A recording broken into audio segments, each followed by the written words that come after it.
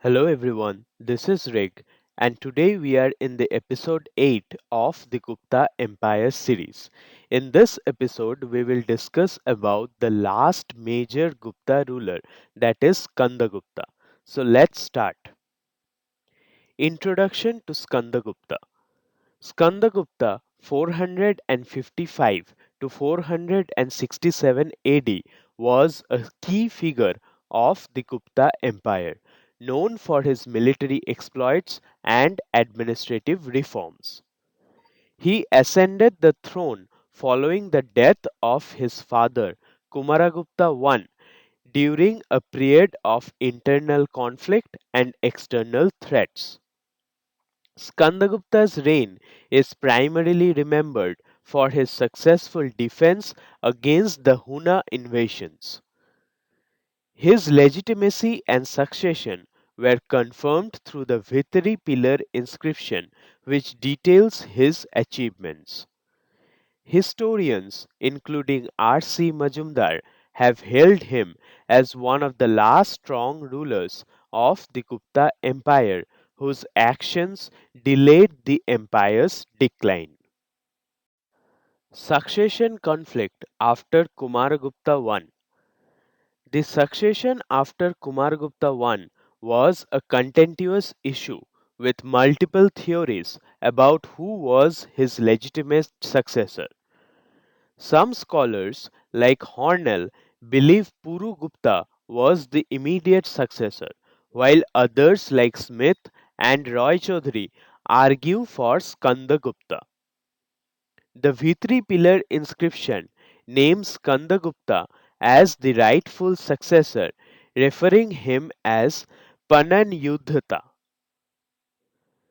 Other scholars suggest that there was a partition within the Gupta dynasty between Puru Gupta and Skandagupta, ruling different branches. The Vitri seal, as well as inscriptions, remain the primary sources supporting Skandagupta's claim to the throne. Partition theory of the Gupta Empire.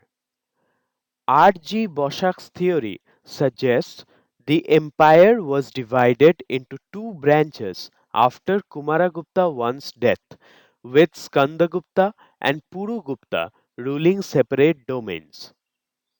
The Vitri inscriptions support the claim that Skandagupta and Purugupta belong to parallel lines of the Gupta dynasty.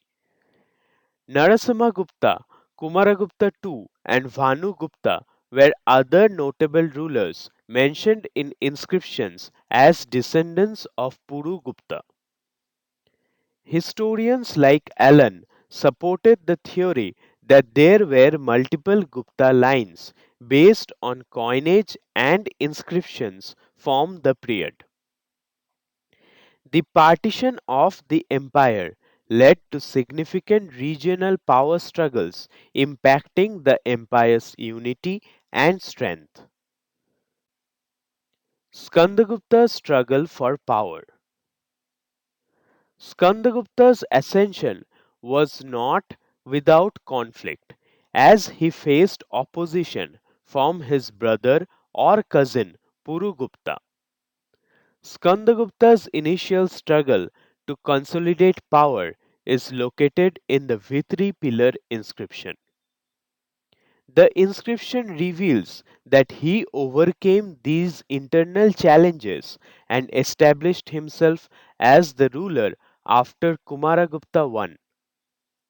Historians like Hornell speculate that Skandagupta had to fight against multiple claimants within the family. His legitimacy was further supported by the Sarnath and Damodarpur inscriptions, which mention his rule after a period of internal conflict. Skandagupta's victory over the Hunas. Skandagupta's most significant military achievement was his victory against the Huns, who were invading northern India. The Vitri inscription mentions his decisive victory which halted the Huns' advance into the Indian subcontinent. His success in defending the empire earned him great fame, and he is often compared to other great rulers like Chandragupta II. The Huns, led by Mihirakula, were known for their brutal invasions, but Skandagupta's military leadership kept them at bay. This victory solidified his reign and established him as one of the strong ruler in the eye of his subjects. Military and administrative reforms. Skandagupta not only defended his empire from external threats but also made significant internal reforms to stabilize the administration. He reorganized the military to defend against future invasions and strengthens the empire's defenses. His reign saw the issuance of new coin types, including the archer type, king, and the Lakshmi type, signifying his control over the economy. Skandagupta also focused on infrastructure, particularly the repair of Sudarshana Lake in Saurashtra, which is detailed in the inscriptions. He appointed capable officials such as Chakrapalita to oversee key regions, ensuring efficient governance across the empire. Vitri Pillar Inscription. The Vitri inscription is the most detailed source about Skandagupta's reign, recording both his victories and administrative measures. It mentions his victory over the Huns and his efforts to establish the empire after a period of turmoil. The inscription highlights his legitimacy as a ruler, describing him as Pananyudhita and Mahadeva titles, asserting his authority. It also outlines his repair of Sudarshana Lake, showing his dedication to public works and welfare. The Vitri inscription remains one of the most significant archaeological sources for understanding the late Gupta period.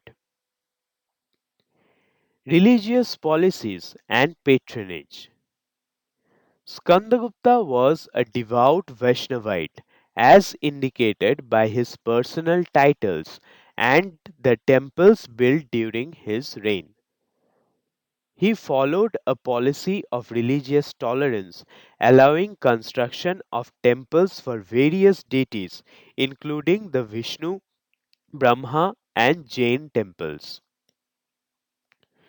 The Kahaum inscription refers to his construction of a pillar dedicated to Vishnu and divine mothers, showing his patronage of Brahmanical religion. Skandagupta's reign saw the promotion of traditional Vedic rituals as indicated by inscriptions describing religious ceremonies. Despite his personal beliefs, he supported religious diversity, contributing to the rich cultural fabric of the Gupta Empire. Skandagupta's economic reforms. Skandagupta's reign saw the restoration of economic stability that had been disrupted by the Huna invasions. He issued various coin types, including gold and silver coins, which were widely circulated across the empire. His coins, featuring military symbols, reflect the importance of defense and war during his reign. Numismatic evidence suggests that Skandagupta's coinage helped revitalize trade and commerce in the northern and western India. The archer and king type coins are a testament to his authority and economic control over vast Gupta territories. Restoration of the Sudarshana Lake. One of Skandagupta's major infrastructural achievements was the repair of the Sudarshana Lake in Saurashtra, Gujarat. The lake had been a crucial source of irrigation but was damaged during the later years of his father's reign. Skandagupta appointed Chakrapalita to oversee the restoration as described in the Junagadh inscription. The lake's restoration improved agricultural output, boosting the economy in the region. Sudarshana Lake project is often cited as an example of Skandagupta's focus on public welfare and infrastructure. Coins and currency. Skandagupta introduced new types of coins such as the archer, king, and the Lakshmi types, reflecting his military success and administrative prowess. Gold and silver coins circulated in both northern and western India, indicating widespread economic activity. His coins often featured symbols of military power, such as archers, signifying his role as a warrior king. Numismatic evidence shows that the Gupta economy remained strong despite external invasions. The discovery of these coins in archaeological sites has provided crucial insights into the economic structure of Skandagupta's reign. Later years and decline. Towards the later years of his reign, Skandagupta faced increasing pressure from the Huns and internal revolts. Despite his military successes, the strain of constant warfare weakened the empire's economy. Skandagupta's death in 467 AD marked the beginning of decline of the Gupta Empire. His successors, including Purugupta and Vanugupta, were unable to maintain the stability of the empire. The decline of Gupta Empire after Skandagupta's reign is often attributed to the growing external threats and internal fragmentation. Skandagupta's legacy. Skandagupta is remembered as the last great ruler of the Gupta Empire, whose military achievements delayed the empire's decline. His victory over the Huns secured the northern borders of the empire, preserving his integrity for several more decades. His administrative and infrastructural reforms, particularly the repair of Sudarshana Lake, highlight his focus on public welfare. Skandagupta's reign is extensively documented through inscriptions and coins, which have provided valuable historical data. Historians like K.P. Jaiswal consider him as one of the greatest Gupta kings, respected for his leadership and resilience. Successors of Skandagupta. Skandagupta was succeeded by Purugupta, his brother, who ruled from 467 to 473 AD. Vanugupta followed and continued to face challenges from the Huns and internal revolts. The reigns of his successors were marked by instability, leading to the gradual decline of the empire. Purugupta is mentioned in inscriptions, but his rule did not see the same level of success as Skandagupta. The weakening of the Gupta Empire after Skandagupta's death eventually led to the collapse of the empire during the reigns of later rulers. Final assessment of Skandagupta's rule. Skandagupta's reign is often seen as a pivotal movement in the history of Gupta Empire, marking both its zenith and beginning of its decline. His victory against the Huns is considered one of the most significant achievements of any Gupta ruler, saving northern India from devastation.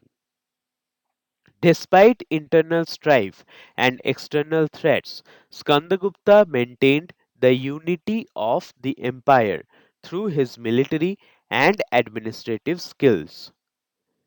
His infrastructural projects, especially the repair of Sudarshana Lake, showcased his commitment to improving the lives of his subjects.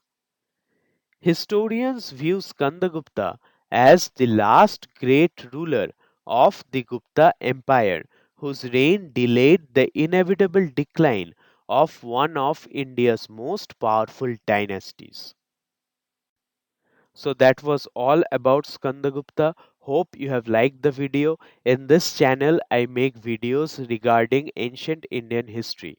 These videos will be helpful to you if you are opting for any kind of competitive examinations or if you are interested in history in general. So thank you for your love and patience. With your support, I hope to bring brighter contents in future. Thank you once again.